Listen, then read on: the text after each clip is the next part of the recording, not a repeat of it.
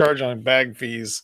Oh, I know. I just decided it wasn't for what the stress that it would cause. It was not worth the money saved.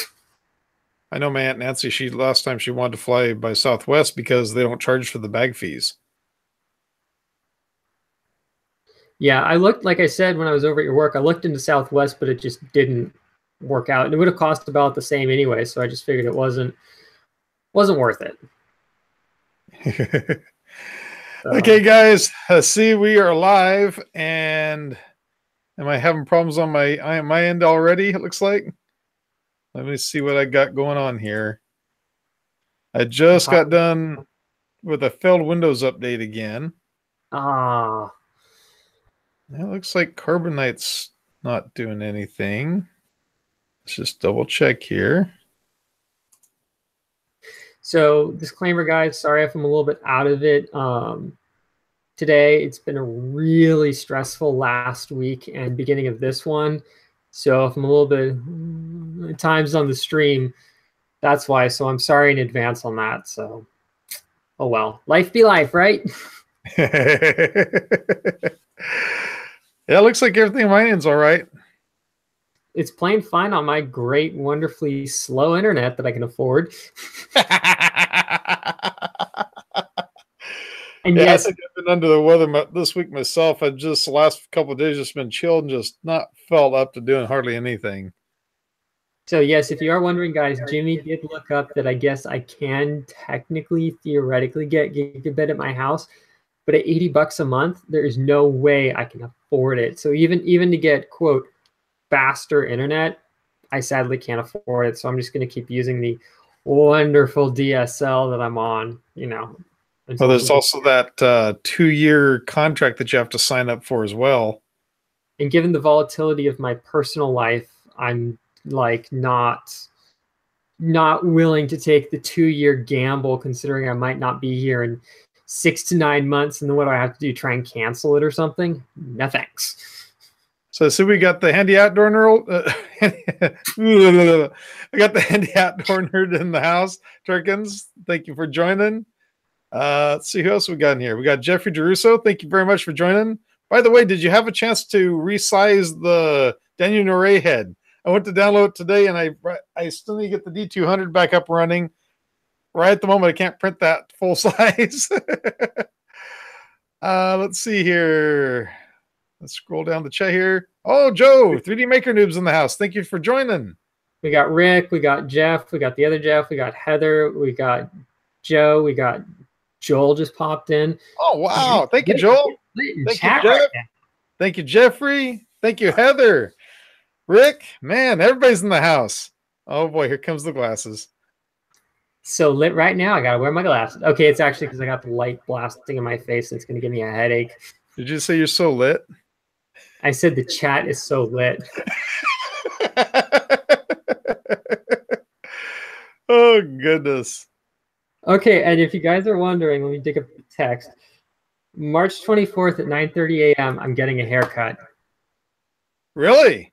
Yeah, because I'm going to be down in SoCal, and there's somebody that I know from my parents' church that cuts hair really well, and she's like one of the only people I trust to do it. So my mom's like, well, I'm going to hook you up. I'm like, yes, please. It's getting to the point of being a little bit annoying. Although it's cool, don't get me wrong. I like it longer, but it's definitely getting to the point where it's frustratingly long. I was like working with epoxy, and I'm like, why is my hair? Oh, shoot, my hair's getting stuck on the table. That's not good.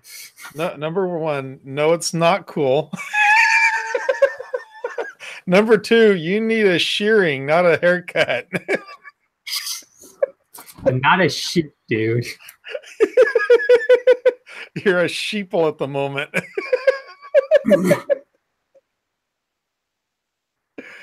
You tell we're both how much you gonna get cut off?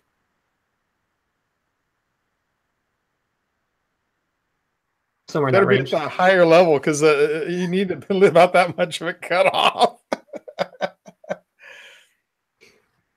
I'll see if she's cool with me setting up a quick time lapse of doing it just for kicks to put it up on Twitter like an hour or two later and be like, yo, what happened? Joe says I sure won't do it at this point. You need a hedge trimmer or a chainsaw. You guys are evil. Yeah, I think he's going to need the pruning shears to go, go after that. Back on the topic of tonight's stream, which was stuff and things. Yeah, speaking of which, now about that haircut. I don't think the topic of tonight's stream was let's diss Calvin into getting a haircut. Yeah. No, you definitely need it, my friend, because it's getting pretty long. It's getting annoying. It gets much longer. Everybody's going to be whistling at you from behind thinking you're a chick.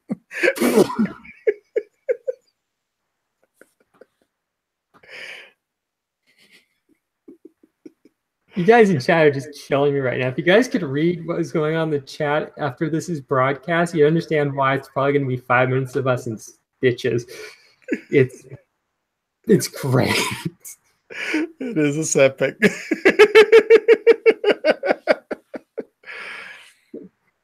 Okay. Do you want to talk about if cheap machines are really worth it or not, which is like lots of fun, or are we going to still talk about my hair? Yeah, let's go ahead and talk about the 3D printers. I think that's when most people come in here. That's what I figured. They just like to razz us in like the first 5 minutes. What's this Joel saying? I'm just listening right now. Have a upload I'm prepping. Need to get that done first. Oh man.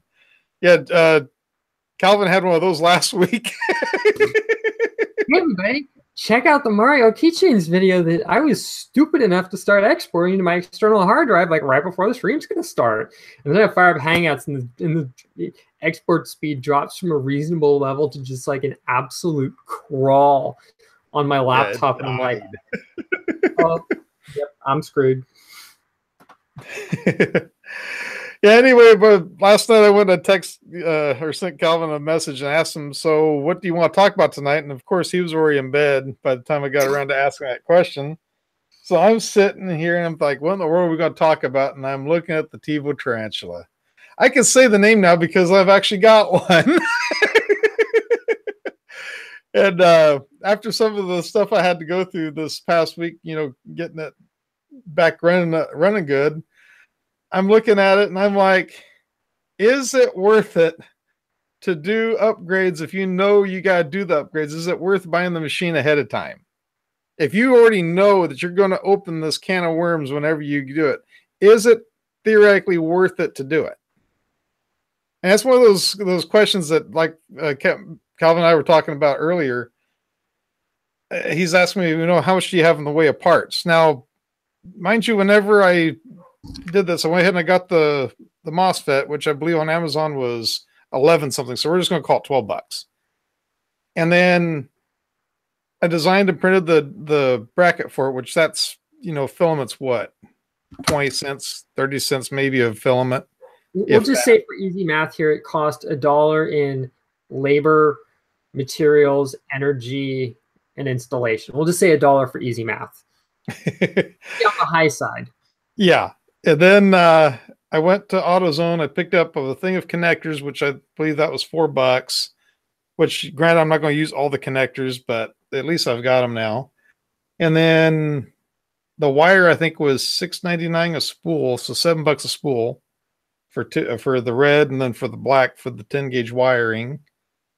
I think all total, parts wise, I think whatever I messaged earlier, I had it figured out what, about $30.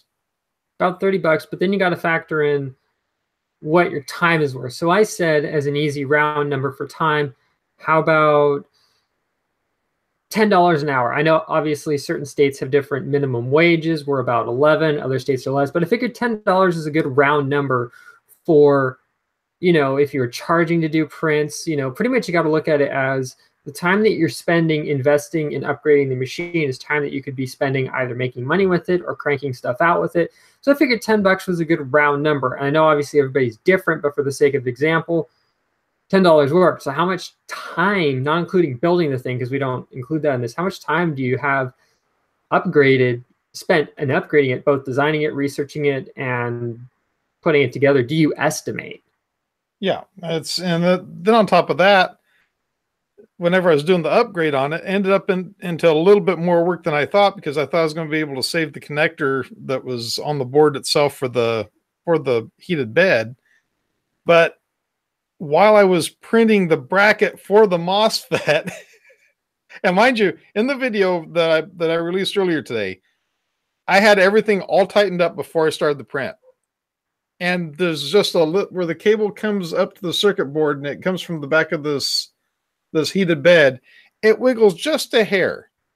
But that little bit of movement was enough to loosen that connector to the point where it actually, you could see a little spark in it. And it actually melted the side of the connector. And to the point where the lug, the screw would not, you could not unscrew it, you could not tighten it. It was just seized up. So I ended up having to desolder that piece, pull it out. And that's not in the video that it was today's video. It's not going to be in Friday's video, but the video I'll release next week, you'll see where I have to desolder that. And then while I'm at it, all of a sudden the power wires, I can't get those to stay in place and tighten them up. They keep wanting to just slip out because don't think, where's the connector at? Hang on. I think I dropped one around here somewhere, or put it somewhere here. Oh, there it is. So this, and gonna get it where I can hopefully zoom in on it right. That's the part that melted right there. That looks nice and toasty to me. Yeah, it melted the plastic off pretty good. But, and this camera is not going to cooperate at all, I don't think. I don't know if you can see that in there, but that's a pretty slick little, like the little shoes in there that the wires fit up against. And it just kind of squeezes together, but they're at an angle.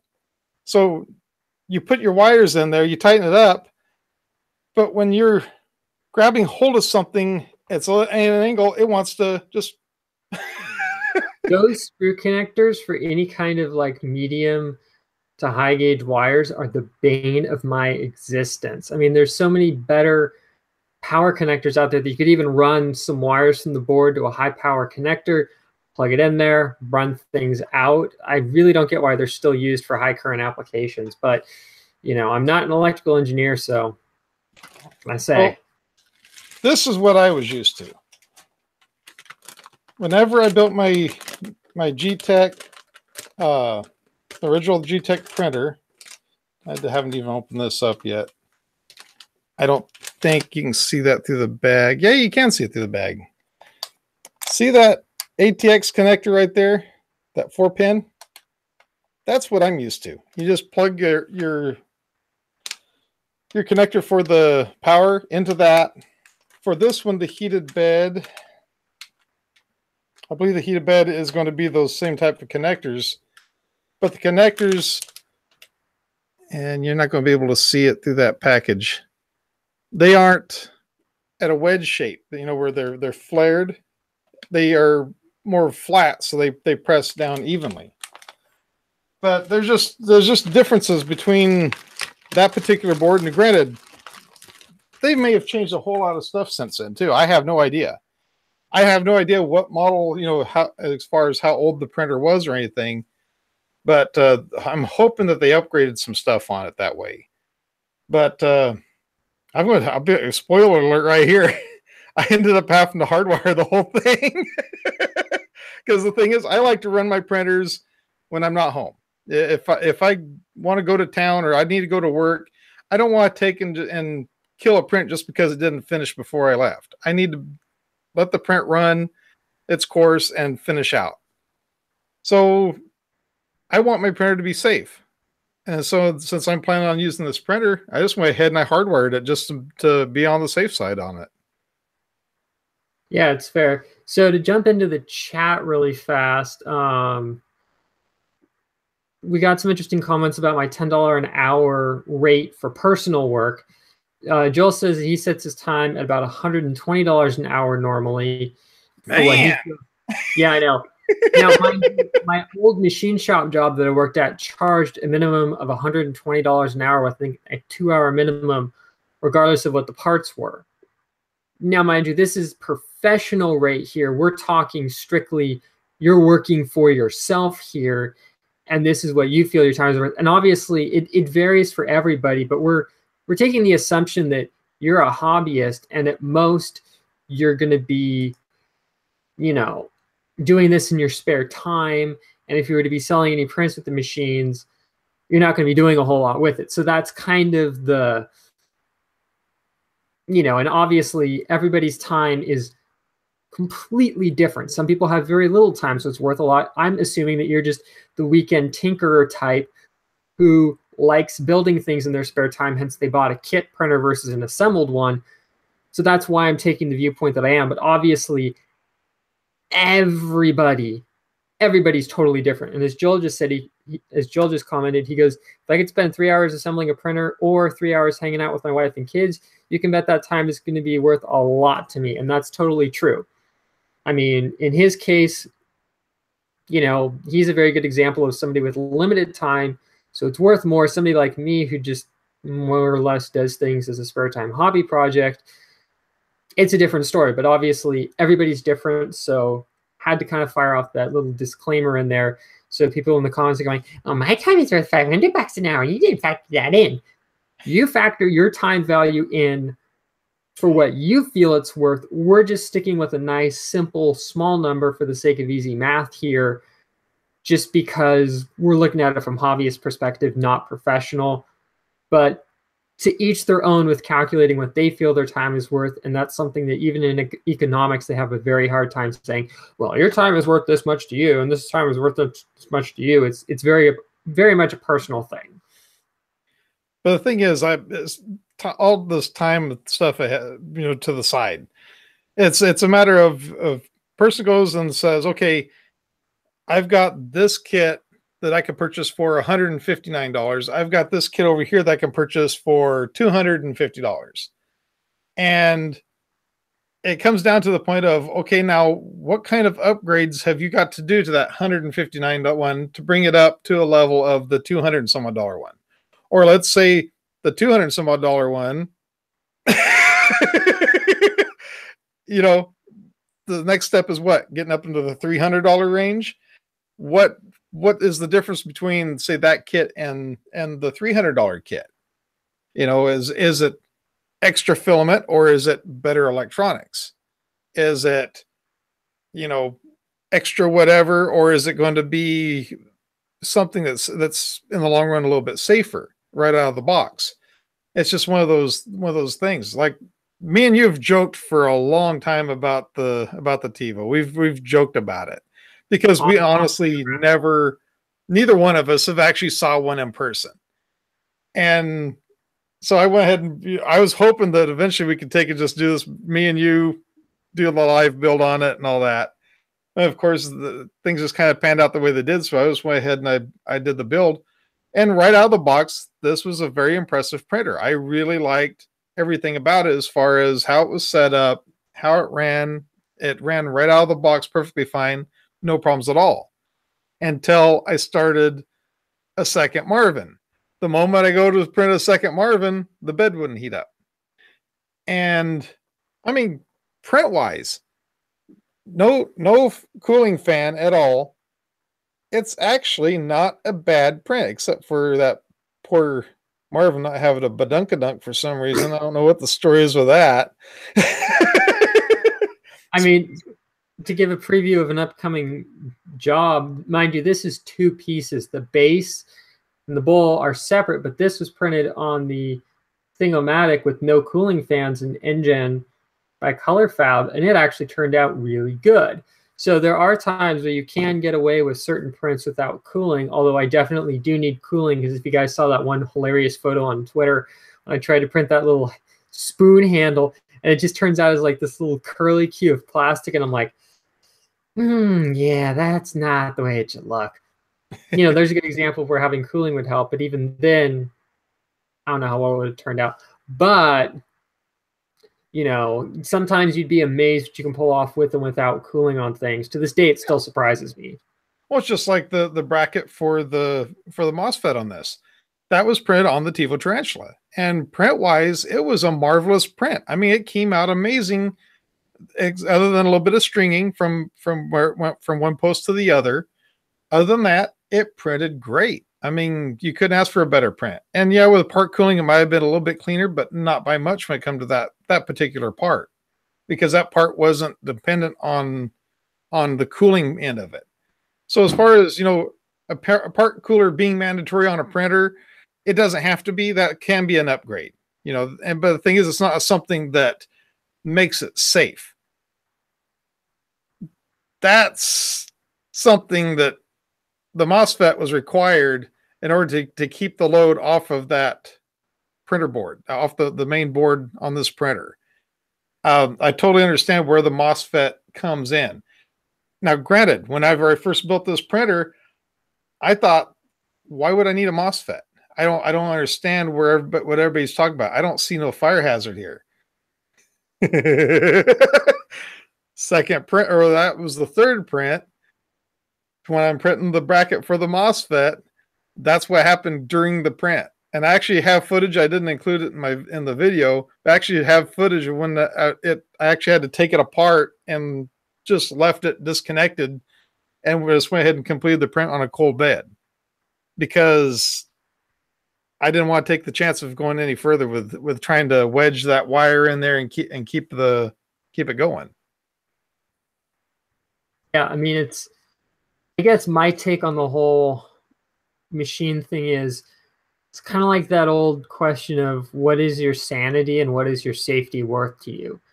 Personally, I would much rather spend, say, 50 or $100 more to make sure that the machine is not going to do what that one did, where it poses a significant safety and or fire hazard. I'd much rather spend a little bit more for the peace of mind of that versus spending a little bit less and then having to kind of cobble things together and then hope they're going to work. And you know what I mean? It's especially for people who do not understand electronics and don't understand the safety side of things. You really, really, really, really, really need to be careful when you go diving into kit projects like this, especially when there's electrical stuff like that involved. I can't say how many times there have been fights on the Facebook 3D printing group amongst people when they're like, well, I always tin my wires before I put them into those screw connectors. And everybody's like, you don't do that. You don't. And the wires, you have to use ferrules. Oh, you use ferrules? Are you going to catch your machine on fire? I mean, it's like, so then people were like, oh, well, I use like really good solder. And it's like, okay, well, fine. But most people's 63, 37 or whatever, somewhere in that range solder is not appropriate for the job. It's like, if in doubt, just don't do it. So I guess my take on the whole thing is, if you know what you're doing and you're willing to put the upgrades into it, that's fine. But I feel like so many people jump in to buying one of those things because they see it as, quote, cheap, but they don't realize that they need to invest money and time and effort into actually making it a safe machine, unless they're perfectly fine running the thing without a heated bed and they're using, say, build tack or something on the build plate, so that way they can get away with, printing PLA without heat or things like that. But even then, it's still a little bit janky if you ask me. Well, the thing is, if you're like me, what solder is that one? That's either lead free or it's your typical tin lead mix. Yes, but whatever it is, it's what you get over at Harbor Freight. I don't know what it is, but it works. Yeah, most solders, I believe, I might be mixing up the numbers, but I know it's in the 60% range of lead and then about, I believe, the 30% range of tin, which gives you your average solder mix. There's some that are different mixtures for different melting points, but that's pretty standard. Jeffrey, that would be $1 solder. That's probably about right. Did you use the 20% off coupon and also your get a free tarp or get a free multimeter or get a free flashlight while you were at it? That's right. All you have, it says purchase. It doesn't say how much you have to spend on the purchase. My dad literally has like a stack like this thick of both active and expired Harbor Freight ads that you get them once every week, just puts them in the pile. So it's like whenever we're in the area, we're always like digging through. So that way he's all like, oh, son, I need another tarp. I'll get a free flashlight. You need to get some stuff, right? Yeah. Oh, here's a coupon to get me a free tarp. Father's Day gift. I'm like, sweet. But it's like, you might as well, either the tarps are really good or the flashlights are really good or the multimeters are actually really good. So yeah, if you buy the $1 thing of solder, you can get a free multimeter to troubleshoot your machine while you're at it. Like Eddie's saying, for $10, why would you not use a MOSFET? And honestly, I never considered using a MOSFET until this machine. And whenever I went to print the second Marvin, and that bed was cold, and then I go over there and I grab hold of the wires and I wiggle it and I see that spark through the side of, you can just see it spark right in the side of that. It's like, okay, I picked up my phone, went to the Amazon app and hit buy now on a MOSFET. I kid you not. I bought that MOSFET within probably 10 seconds of seeing that spark, because I'm like, that's what people have been talking about. And as soon as I saw that, I thought, okay, I'm not running this printer while I'm not right next to it. I'm not even leaving the room. And I will not kid you a bit. The Fireball was sitting right there next to that circuit board the entire time. So Mr. Carroll Science makes a very good point. He goes, but if the MOSFET isn't installed properly, it can still cause those fires. And he's totally correct. So one thing you should keep in mind, though, is both of us were not trained electrical engineers. I took a formal electronics class back when I was like 15 or 16 years old. So like 10, 11 years ago, if that.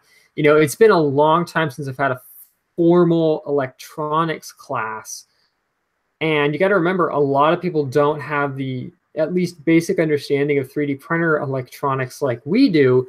So that's another thing to keep in mind, is most people would not even know what the heck a MOSFET is, know what to purchase, et cetera, et cetera. But Eddie just made a good point. He goes, if you can't install a MOSFET, in all honesty, you shouldn't be building a Chinese kit, because it's much easier than mains wiring, which is true. But even then, you still got to be extremely careful when you're wiring these things, because you could very easily blow the MOSFET board up and you're out 10, 12 bucks. If you're really unlucky, you could blow the whole electronics board up and now be out 50, 60 bucks plus your MOSFET. So it's definitely one of those things that it's a little bit like when you see all those things on Facebook. It's a horrible analogy, but it's true as well. Like every time around Easter, everybody's like, don't buy a bunny, unless you're really prepared to take care of it. Because some people go, oh, it'd be cool to have a bunny for Easter, without realizing how much work it's going to ultimately be. Or they get a dog and don't realize how much work it's going to be. Same with this. People buy the printer and think, oh, it's going to be really simple, without realizing they might have to do more stuff to get it to work. Things like that. I agree with Chris on this one, practical printing. He says, Eddie, the problem is nobody knows that before they buy those kits. And that's exactly the point. A kit manufacturer, whenever they go and they put together one of these kits, if there's a question as far as whether or not a board can handle the power of the heated bed, why not include the MOSFET and mark up the price $10? Just carry on the price to the consumer. Just go ahead, toss the MOSFET in the box. And who knows, if they buy it in a big enough bulk, they might even be able to get a little bit cheaper and pass that on to us as consumers. But the thing is, that MOSFET in a situation like this, if I would have had the MOSFET at the very beginning, if I could turn back time and go back and order the MOSFET before I ever did the build and put the MOSFET on there, my life would have been a whole lot easier. Because I kid you not, I wouldn't have to be hardwiring anything because I wouldn't have ended up with this situation. I would have ran those two little wires right up into there, tightened it down. Life would have been good because that carries very little current at all to the MOSFET. All it's got to do is just trigger the relay. I say it's a relay. It's not a relay, but it's a relay type switch. All it's got to do is just trigger that relay switch on the MOSFET to kick over the power from the power coming in to the heated bed.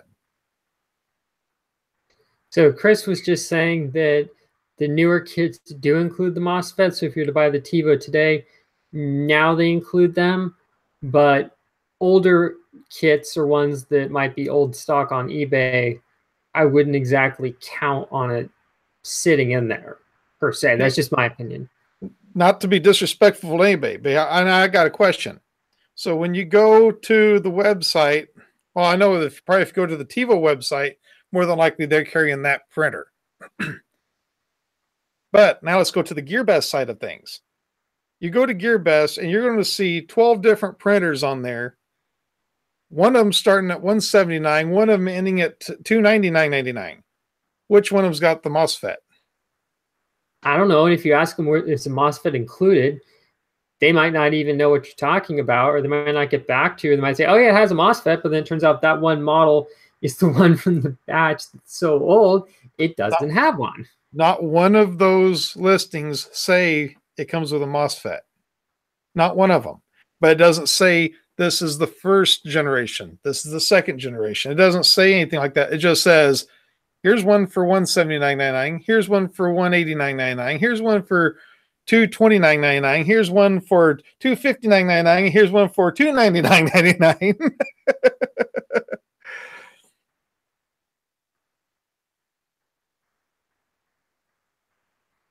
Did you just freeze or did I freeze?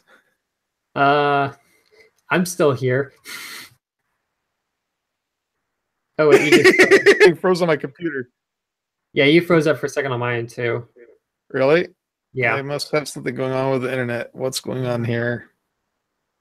So in the meantime, go ahead, carry on the conversation. I'll see what's going on. So Chris was saying many of the newer ramps clone boards already have larger MOSFETs on them already. Good to know. Quite honestly, don't get me wrong. I totally am for people building their own machines, but at the same time, I'm, except for, say, building my CNC machine, which the most dangerous part's the spindle, that has its own control board that's wired into the control board, which is then wired into the control block that talks to the computer. It's definitely something that people need to look into more with, gee, do I really know what I'm doing here? Because, I mean, the amount of power that these heated beds and even hot ends can draw is definitely, it's no joke. Well, yeah, in fact, I'll show you right now. So, see the two red wires? See the two black wires? Those all end originally into a ferrule that was attached to the circuit board. And so that's one of the reasons why whenever I went to run the wire to the MOSFET, I went ahead and grabbed 10 gauge wire, because you're having to feed not one, but two of those wires, which I'm not even sure for sure what the gauge is. I'm guessing 14 gauge wire, and there's two of them. So that's a pretty heavy amount of current that they're expecting to transfer to that heated bed. Well, I mean, you look at like AC 120 volt power cords. I was just looking up, replacement cords for one of the free microwaves that my mom and I found outside of a hotel somewhere outside San Francisco. And yes, we got permission to take them. They were more than happy to let us have at them. I was looking at replacement power cords, and I figured, to be on the safe side, a microwave should probably have at least a 16 gauge power cord running into it, maybe even 14 to be extra safe. But I figured, looking at, what they run, 16 should be fine. But the main point is, a microwave is drawing a fair bit of power at 120 volts. when you drop your voltage, your wattage and your amperage goes way up to compensate. You know, you kind of get where I'm going with this, but the point is, you need some big fat wires to move the power to get a microwave to run. You really see people starting to run, I'm exaggerating it here, but some very big wires to run their heated bed, because you don't want any loss in the wires running two things. I mean, my drone runs 12 gauge wire to the control board, and then runs, I think, probably 16 gauge wire, 16 or 18 gauge to the individual 3-speed controllers, but it needs that big old wire to move all those amps to get things to work without a bunch of loss. Yeah. I was just going up here and looking back on the chat a little bit. Mr. Carol Science said, if these cheap kits are so dangerous, how are they still in business? If my house burned down, I would take them to the cleaners. That's the thing. They're manufactured in another country, so they aren't held to the same standards that a company here in the United States. A company here in the United States is going to have liability insurance. They're going to have all the other things in place. So if something like that happened, you know, it would protect them when you went after them. Well, also they need to probably get UL certification on everything. And knowing what I know about Underwriters Laboratories, they are strict. I mean, if something doesn't pass, oh, they're going to tell you instantly on the spot, and it's back to the drawing board. So right. You'll see things that have UL certified components, but that does not mean the whole assembly has been certified by Underwriters Laboratories as being safe. Big right. difference. And just like with the power supply that they furnish, the power supply is actually a very nice power supply. I was really surprised that the fan actually ramps up under load, and it actually goes back down whenever it's out from under the load. So the power supply is actually a very, very nice power supply. It was just the other part. Well, Mr. Carroll Science made probably, you know, the best point so far in the chat is he goes, you spend so much money on MOSFETs, frame upgrades, power supplies, hot ends, extruders, and other replacement parts. You might as well just spend the extra money to get either a Prusa MK2 or a CR10 or a machine that you can just pull out of the stinking box if you have to assemble the dumb thing. Who cares? But at least you're not running around 50 different places pretty much just to rebuild the machine from scratch. You know, he summed it up right there. I mean, we could end the stream here and be like, job done. He pretty much said the whole point we were trying to make the whole time is, you know, cheap machines are not always worth it. And in my opinion, cheap machines are almost a plague to the community, because it's become a race to see who can build the cheapest machine at the expense of everything else along the way. And it's really frustrating because all the new people go, ooh, cheap machine. Yeah. Oh, that's nice and cheap. I should go and buy that. Without realizing just how dangerous it could actually be. And that really, you know, it annoys me partly that people are so naive that they won't take the time to double check things. And there's so many channels pushing this stuff as, oh, it's just perfect out of the box, which may or may not be true in their case. But so many people just see these fast clickbaity videos about it and go, oh, okay, yeah, this person had a great result. And they just throw their money down and buy the machine. And then 10 minutes later, it's spitting sparks and flames out of the board and they don't know what to do. You know, I don't know, it's frustrating. I mean, I was just like Eddie's mentioning, some of the cheap machines give you the start pieces cheaper than you can buy them on their own. That's a good point. And as long as a person goes into building one of these with that in the back of their mind that, okay, I'm going to put this together, but there's things that's got to be done to this. If they go into it with that mindset and be expecting to spend an extra 30, 50, 60 bucks in parts and materials to bring the machine up to the point where they can trust it, then more power to them. I mean, it could be very well worth it as long as you go into it with that mindset. But when you're a brand new user and you're just getting into 3D printing and you're doing it because that's all you can afford to get into, and you're not expecting it, that's the part that would bug me as far as a new user. Um, if this was my very first printer and that kind of thing happened, I would be just devastated. I'd be like, what in the world? But the thing is, I've been around 3D printing enough now for what, nearly 2 years or however long I've been kind of messing around with 3D printers to where it's like, it don't phase me no more. Amazon. Yeah, but then again, like you just said, you have over 2 years experience with this, and you also bring in, other life experiences, probably with electronics and fixing and troubleshooting and tinkering on things that other people might not have, knowledge with. I mean, the thing that you also have to remember is a lot of us have knowledge of things that most lay people nowadays do not have. And that, in a way, gives us, when I say an unfair advantage, I'm not saying that in any negative sense. I'm just saying it gives us an unfair advantage in terms of we can more easily troubleshoot things because we are used to doing that versus your common person who might or might not, know that, oh, okay, maybe this wire's a little loose, jiggle it, oh, wire's loose, without realizing it. They're not used to that kind of look at the really simple stuff. No, your board is not cooked. It's just a loose wire, et cetera, et cetera, et cetera. So, see, Jeffrey thought, have a good one, Jeffrey. Thank you very much for joining.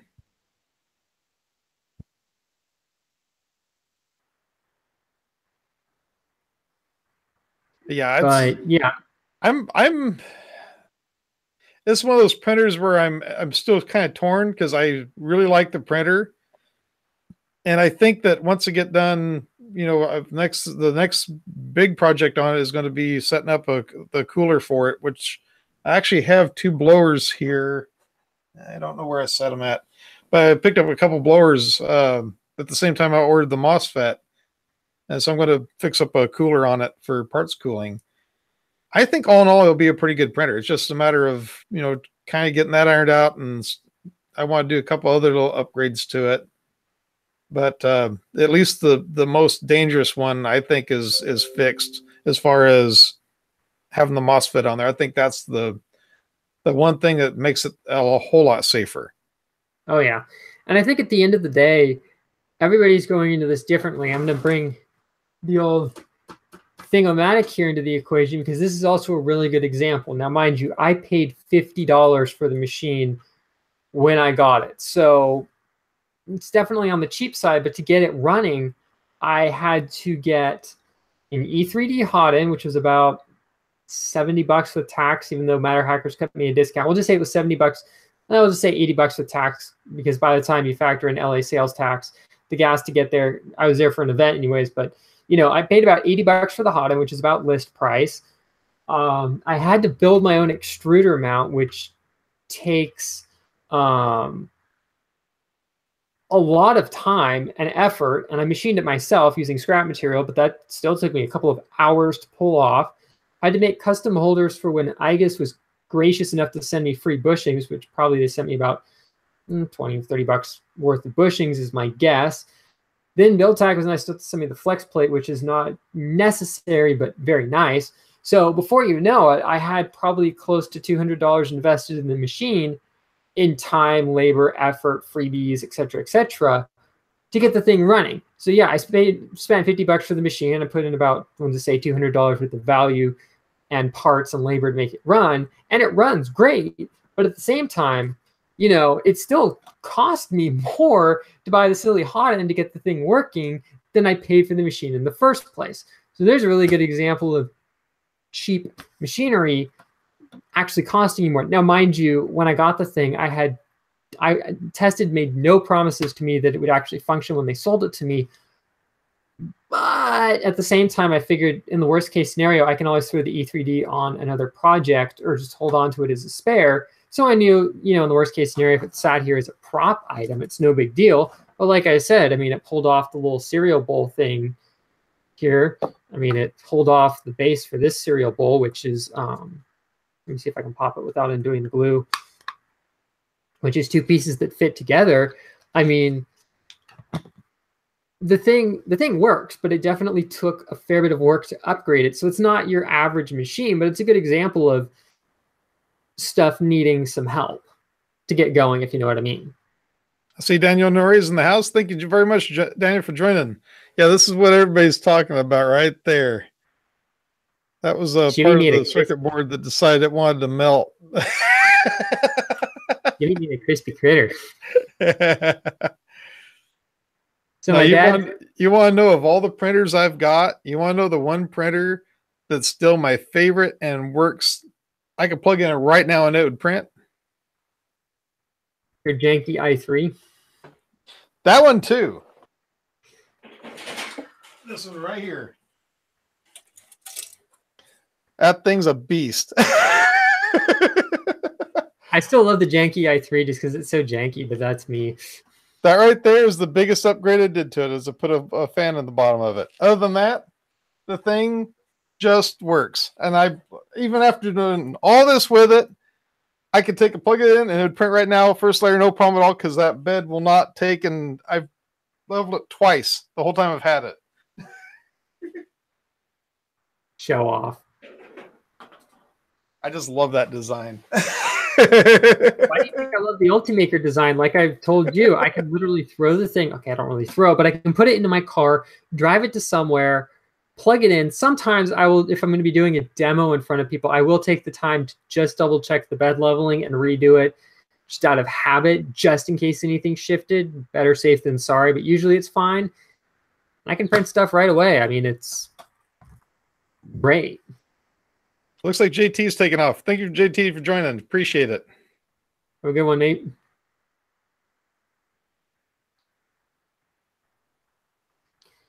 But yeah, I mean, at the end of the day, I guess my take on this whole thing is, if you're going to get into 3D printing or just get into any hobby in general, do your research before you get into it, just to make sure it's what you think it's going to be. And you make sure that you have a understanding of what goes into it. You know, so many people, I think, are still caught on the whole fad of, you know, not that it's bad, but the problem is they just dive into it. Like when people get a puppy and don't realize how much work it's going to be, you know, people think, oh, it'd be so cool to have this. And then when they get it and they realize how much work it is, all of a sudden it loses the cool factor and the wow factor, and now it just becomes like a drudgery to try and get the printer to work, you know, and it's not what they thought it was going to be. Looks like we're losing Chris from Practical Printing. Have a good one. Thank you for joining. Good one, Chris. Keep up the good work. Oh, and if you guys haven't already, go check out Chris's channel. He's got I believe it's like a 3K giveaway going on right now, which is pretty tight. It's got some tight stuff in there. Yeah. I haven't been on Twitter very much tonight. I'll be getting on there fun. You missed out on the earthquake. You missed out on Chris's thing. You missed out on me talking about how hopefully in the next week or two, I'm going to get my 2.5-ish K video giveaway thingy out. I just decided I was going to do a simple 2.5K giveaway. See if anybody wants to donate anything. Keep it tiny for now, just for time reasons, and go from there. So yeah. Well, I had a 5K giveaway planned, and then something happened that kind of destroyed the 5K deal. I passed it in a matter of just like, it's a blur. I mean, I guess in that case, my thing is you might as well just start seeing if anybody will give you anything for like a 10K and just kind of have it ready to go when it happens, I guess. Actually, I've already got something lined up, and I don't want to announce it here until I know for sure that it's already in production and ready to go. But let's just say some friends of mine have something that's they're going to donate to the channel for it. But I think it's going to be a US only giveaway. I don't think that's going to be worldwide because of the shipping costs. I think that was going to be an issue, but I got to iron everything out with them. Once I get it all ironed out, it'll either be at 6,500 or it'll be at 7,000. I'll do the giveaway. Nice. Or one thing that you could do is you could always have a USA only giveaway. That's what I'll sometimes do, is a USA only giveaway for a big item, then do an international one for, say, like some stickers or some other stuff that's relatively cheap, comparatively speaking, to send out to somebody. Or say, you know, you got like custom t-shirt made or something, you could have the company just direct ship it out to them and go from there. Just a thought. Yeah. Randall's saying the MOSFET on your main board may have been sufficient to control the hotbed, but plugging it in an external MOSFET is the safe way to go if you're not sure. And honestly, after dealing with this, I'm a firm believer in the external MOSFET. I can see using that on most any printer. Well, I think the other thing to keep in mind is it's not the board and it's not the internal MOSFETs that are bad. It's the power connectors that are the problem. Those are the Achilles heel of the system. But I do agree that having an external MOSFET is not a bad idea. So just in case that blows, it's very easy to just swap it out and put a new one in there. A little bit like when they have the boards with the stepper drivers, and the stepper drivers are their own separate components that can be switched in and out as needed. Say you want to upgrade them, say one dies, say one just is not acting right and you want to check, you can switch them around.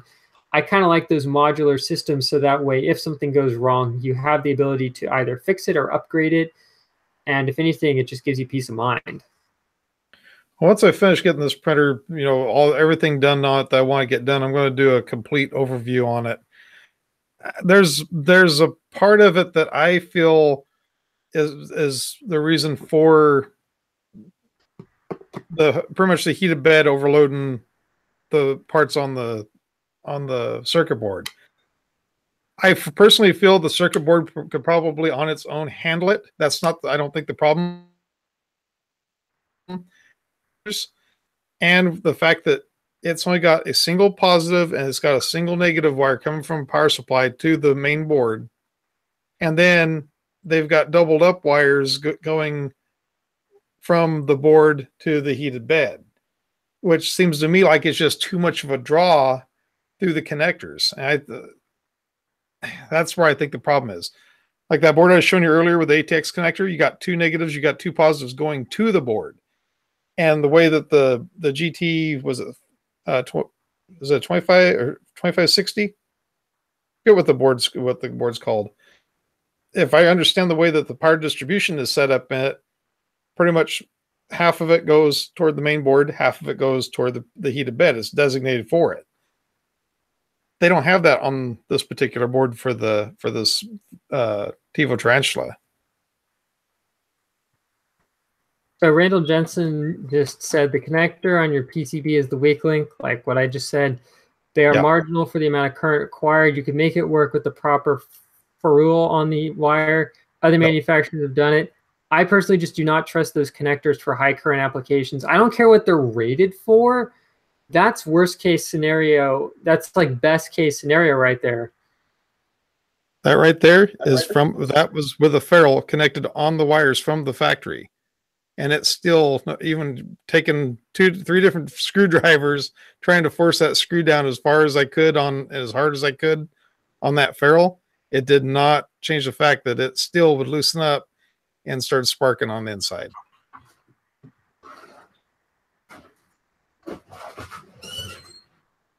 Aha, found it. What I was going to say was, here's a good example of a high current connector that I'm surprised they haven't adapted to it. This is what's called a Dean's plug. It's used on radio controlled cars. I use this exact style of plug on the batteries for my drone. This is not a battery for my drone. But the point is, they're connectors that are designed to handle very high current loads with very minimal loss. Something like that. This connector right here that they have going to the heated bed, this plugs directly onto the heated bed. Why didn't they just put the same connector they got on the heated bed on the circuit board so that you could take another end of this with the same connector and plug it into the circuit board? That's too much common sense, dude. The point that I'm trying to make here is I don't get why we're still using janky screw connectors when there's way better options out there that can be used that, at least in my opinion, wouldn't cost very much more. They're not something that has to be custom made. They're something that can be very easily done. Like when we built the oh, the Moai. Remember? That thing used connectors that ran to, you didn't have any screw connectors that I saw. Everything had wires that were connectorized. You plugged it in. It was incredible. It's like, oh, this is the way it should be always done. You know, and if there are screw connectors on things, they're used in a manner that's safe and proper, and it's for a low current application. You know, I'm not saying that screw connectors are inherently evil. I mean, they're great for things like running the cooling fan or something low power like that, but they really should not be used for something high power like the heated bed, which is drawing massive, massive amounts of power. But that's just me. I'm just saying the ferrule was not compressible, so it came loose when the power was cycled. Good point. Plus the fact that the wire slowly wiggles back and forth as the bed's going back and forth. It's constantly got that little bit of a wiggle to it. And it's, in the end, it's just improper connector for the application. Like everything else, though, at the end of the day, I feel like the onus is still on the manufacturer for fixing the problem. But in the meantime, because they don't seem very keen on fixing their problem, the onus then becomes on us to be smart enough to remedy the solution with other relatively easily available off-the-shelf items. But at the same time, you kind of feel like we're not back in the days of the Thingomatic, which is the second production machine that MakerBot made. We're not back in the days of cobbling machines together with stuff that was printed using string trimmer line and literally hardware store threaded rods and MDF blocks. And I hacked up my mom's old cutting board to build this print. We're not at that point where it's more acceptable to have things like that. You know, this is 2018. You'd think we'd have things figured out by now, but I guess sadly some companies just don't have their acts together. And I'm not here to smash and bash and diss companies or anything. What they end up doing is their own thing, and it's how we vote with our ducats that ultimately is what keeps companies in or out of business. But at the same time, I feel like people need to, like with anything else, people are like, oh, well, I just won't shop at this store because they support this, that, and the other. Well, why don't people do the same thing with 3D printers? If they don't support what a company is doing, why don't they politely tell people, hey, I really don't think we should be supporting this company because of their questionable quality, their questionable this, their questionable that. And I kind of feel like the community as a whole should have more of a say in what people buy, what people support, and what they don't. Not that they can necessarily control individual people, but at least they can make their feelings known, and companies that are smart will go, oh, okay, wow, people are really not comfortable with this. Maybe we should change this. And the companies that don't, that's their problem if they go in and out of business. You know, I guess that's kind of like my little mini rant for tonight, but I feel like the community should be doing more to educate people than they are at the moment. And that's just me. Looks like Rick's taking off. Thank you very much, Rick, for joining us. Sure appreciate it. Have a good one. Best luck with your projects, man. Yeah, I mean, I'm not disrespecting TiVo in any way on this. It just happens to be that's the printer sitting on my desk, and that's the printer that I've been working on. I still have a Zone Star sitting back here on the shelf that I got to pull out and build eventually. I have no idea what I'm getting into on it. I think I'm going to go ahead and order a MOSFET just to have it on hand. Worst case scenario, if the one that you have blows up, you got a replacement, or if somebody needs one, you can mail it off to them. That's one thing about it. At this point, I'm just going to go ahead and just order an extra MOSFET, have it on hand. Another thing I am going to do to this, by the way, and what I'm going to do is put those blade style fuses on both of the 12-volt wires going to the printer. I don't really think I need a fuse on the power supply, you know, as far as the power coming into it, the 110, because I've got it plugged into a power strip that's got a circuit breaker to it and everything. I mean, they also have built-in short circuit protection on those, so if something gets shorted, overload protection, that sort of stuff, that's pretty much standard. So if something goes wrong, it pretty much will shut itself down. Yeah. And I think what I'll do is I'll put those blade style connectors on it, and then that I've just got to figure out what amperage to, as far as the fuses to get. Definitely get slow blow fuses though, so just in case there is a little bit of a spike on the printer, it's not going to instantly blow the fuse, but you want one that's, you know, obviously going to blow, but you don't want one that, oops, the power, you know, it's a cold morning, you turn the machine on, you go to fire the bed up and it's drawing, you know, a larger inrush of current, and then all of a sudden it just blows the fuse for no reason. I was kind of thinking about going like a 30 amp fuse for the main board, because the extruder, you know, the heat block and everything that way. But I think for the heated bed, you think about a 40 amp fuse. Yeah, I mean, I'd calculate, you can probably figure out pretty easily between the bed ohms and how many volts it's getting, how many amps it's drawing, then find a fuse that's a, you know, a little bit higher than that to play it safe. And maybe if you buy a fuse pack, just kind of experiment with, oh, this one blew instantly, this one took a little bit longer, okay, this one's not going, but it's a little bit above, so if something really does go wrong, it'll blow. Worst case scenario, bed goes cold, place the fuse, no big deal. So, exactly. Cool. My friend is hitting 11:30. You want to go ahead and call it? I say we go ahead and call it. I am literally fighting to stay awake right now. Anybody in the chat have any other questions, comments, concerns before we call it? My dad just made a great comment in closing. He goes, the infamous Harbor Freight lathe blew fuses on the power board. We swapped the 4 amp regular fuse for a 5 amp slow blow and never had a problem. So there's a good example of... Prusa has a 15 amp fuse on the bed. Randall's saying 250 watts at 12 volts is about 21 amps. So I'd say shoot for about a 25 amp fuse, and you probably should be okay. I mean, obviously, if the board goes psycho, it's still enough to kill the power, but it's not going to just top of the hat. But like I said, though, double check with the rating for your board, do the math on it, because they're all different, and then, you know, find something that's close. So, Turkins, thank you very much. Yeah, and I saw your comment earlier. Yep, I definitely got your... I think you said you had another one that you came out with, so I'm going to download that one soon. Jimmy want to print more TK Dragons. Yes. Dragons and Daniel Norreys. Still waiting on that. Still trying to figure out if there's a way that we can make the Daniel Norey head hold like a regular size can of soda without being like totally crazy. Maybe I need to work on that. Daniel needs to. I actually was trying to download it last night into Tinkercad, and Tinkercad wouldn't let me load it. Daniel Norey damaged Tinkercad. It just would not load his awesomeness into itself. It says, no, he's 300 and some odd megabytes, and I can only accept 250.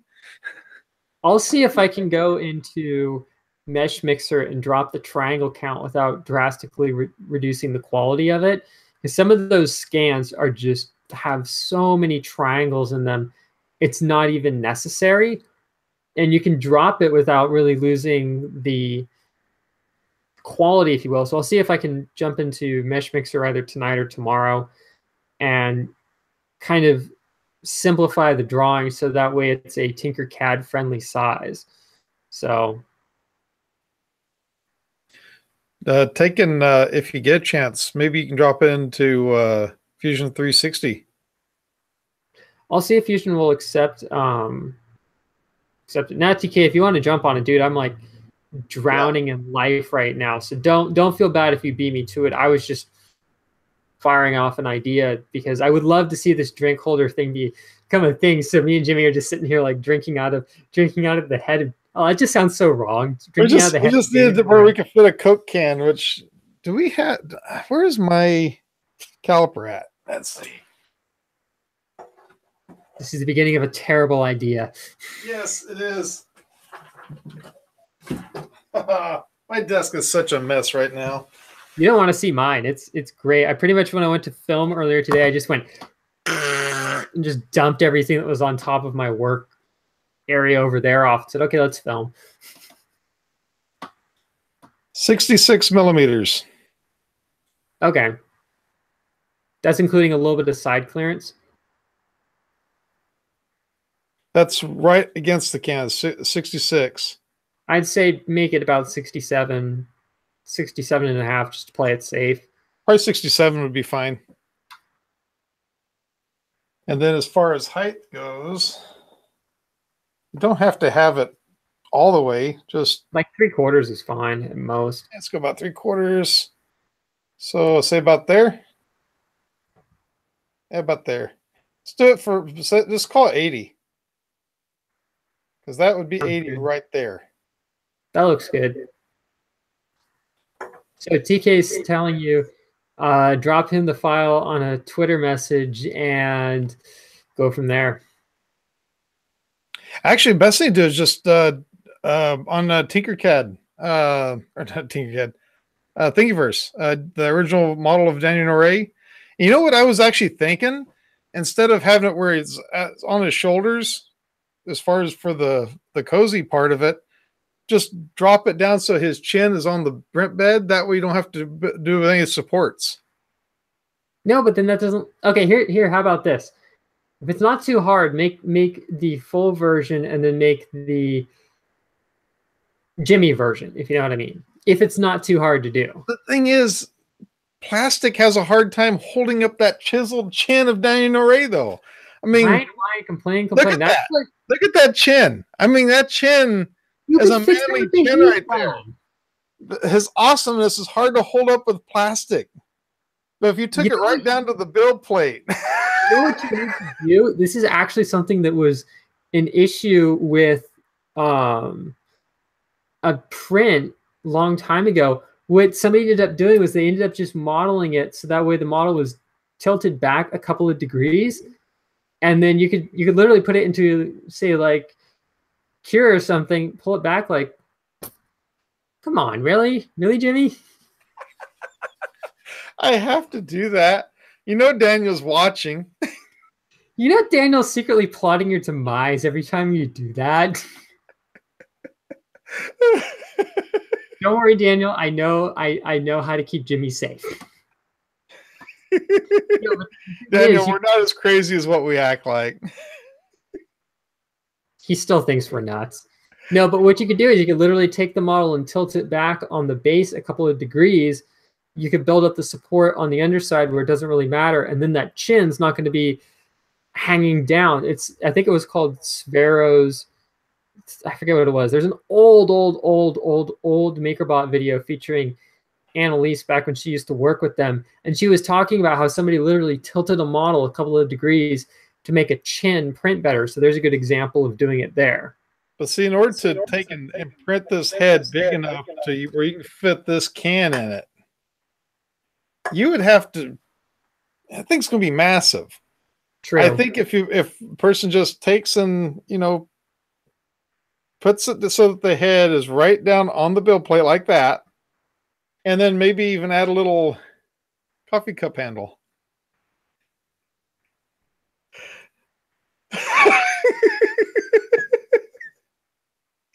How much Diet Coke did you drink, Jimmy? Oh, goodness. I still love it how you can see that like ever so faint ring around the neck from when you printed that, from when you literally were on set and just like angrily yanked the power cord out of the printer, just like march off set, and then like 3 days later plug it back in and turn it on. And I'm just like, I want to see people do a power out test like that for all their machines. What he's talking about is this line right there. I took and I was testing the D200, their power save deal. I actually pulled the power plug on it, and when I did, the print died. I took it, I came back, 3 days later, plugged it back in, hit restart, and it continued it. And I'm not saying that to be insulting to anybody's power out, testing capabilities. But to me, that is the ultimate test of a power out recovery function is having the thing sit for more than 5 minutes. You know, let's say that you start like a 3-day long print, and I'm not saying that you should do this, but let's just say you are going to be gone, and say there are going to be people in the house, but not you, and they don't know how to restart the machine, or they're not comfortable doing it, and the thing sits for a couple of days, and you come back and you restart it.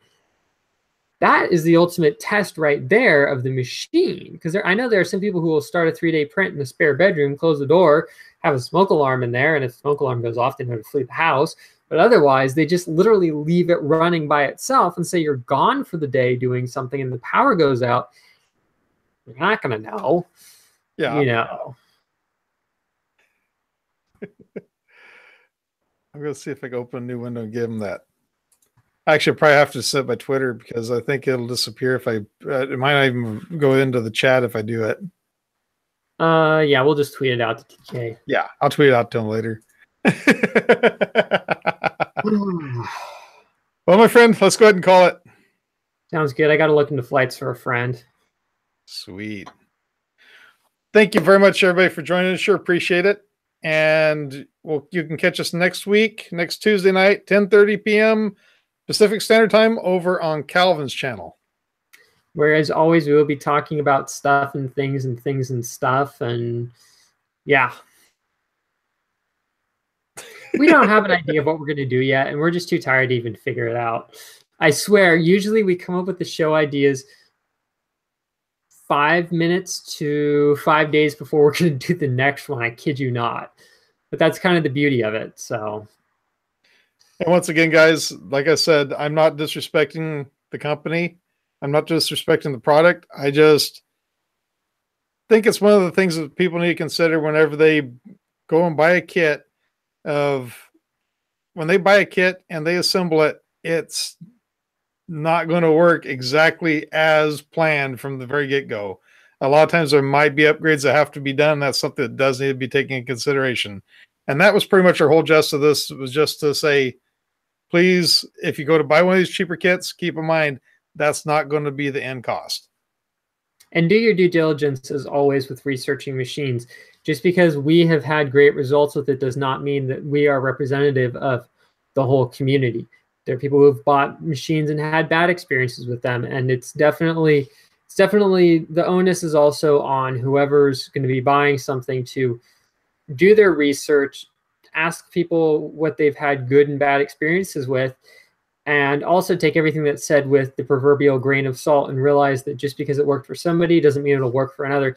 But if the 95% of the population has had good results with something, it's probably a good machine, and that 5% probably did not know what they were doing or just had a random fluke, or both. But then again, what do we know? We're idiots. We just fool everybody really well with how much we know, and then we off camera we have a bunch of helpers that nobody ever sees, you know. I'm kidding. Guys, thank you very much for joining, and have a good night. Take care. Bye.